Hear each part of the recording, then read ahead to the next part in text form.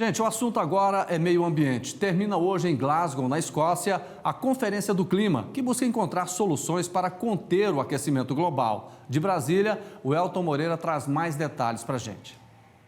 Olá, Jordeval. Olá também a todos que nos acompanham aqui no Jornal Brasil Hoje. Ao longo de 2 semanas, cerca de 200 países estiveram reunidos para debater as mudanças climáticas durante a Conferência do Clima promovido pela ONU.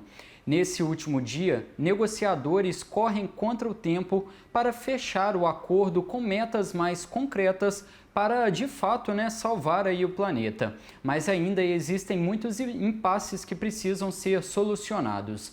Hoje, um segundo rascunho final das negociações foi divulgado e um dos destaques foi o pedido pelo fim do investimento em combustíveis fósseis. Uma medida que é considerada como um grande avanço na COP26, porque isso significa que países que são produtores de petróleo, gases e carvão assinaram e concordaram com a possibilidade de haver cortes nesses investimentos. Outro ponto que vale a gente destacar é com relação à ajuda financeira prometida aos países mais pobres para que eles consigam, na prática, colocar essas medidas de contenção do aquecimento global e mudar de fato para uma economia mais verde. Mas isso, gente, infelizmente não vai acontecer porque o próprio documento da COP já informou que essa promessa não vai ser cumprida, pelo menos aí na edição deste ano. Mas os líderes pediram com urgência que os países mais ricos consigam disponibilizar essas verbas até 2025. Lembrando que para chegar na versão final do texto, todos os países que participam da conferência precisam concordar com os termos. Agora, a gente fez um resumo também, e eu queria destacar alguns pontos aí da Conferência do Clima.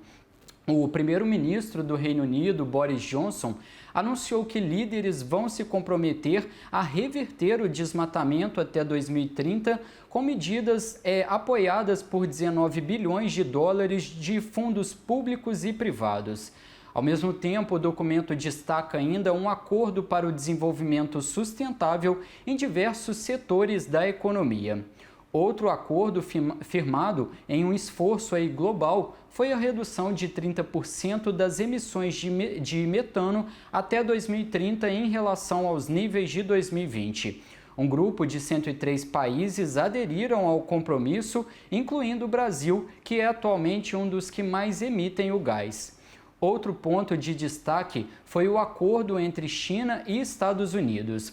Os dois países, que são os principais responsáveis pela emissão de gases do efeito estufa, vão fortalecer as ações climáticas.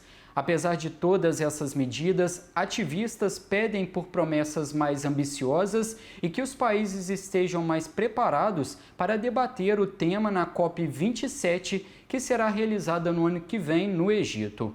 Para finalizar, com relação ao Brasil, na semana em que o ministro do Meio Ambiente disse na COP26 que o futuro verde do Brasil já começou, dados divulgados hoje mostram que a Amazônia Legal teve uma área de 877 km² sob alerta de desmatamento, uma alta de 5% em relação a 2020 e um recorde para o mês na série histórica. Os números foram compartilhados pelo Instituto de Pesquisas Espaciais.